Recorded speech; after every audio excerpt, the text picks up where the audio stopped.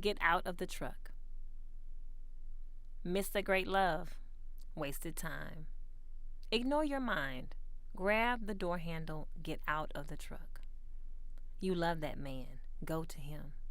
You cooked for him. You bathed him. Get out of the truck. You yearn for him. You miss him. You sought him. You need him. Get out of the truck. Your fear stopped you. Your responsibilities stumped you.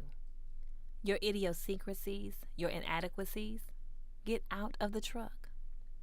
When your memories of him flood your heart, when your memory of your time with him completely overtake your mind, when your heart aches for him, when you anticipate his arrival, get out of the truck. Real love, true love, hard to find, hard to keep. Get out of the truck. Realize real love. Recognize true love. Participate in awesome love. Contribute to authentic love.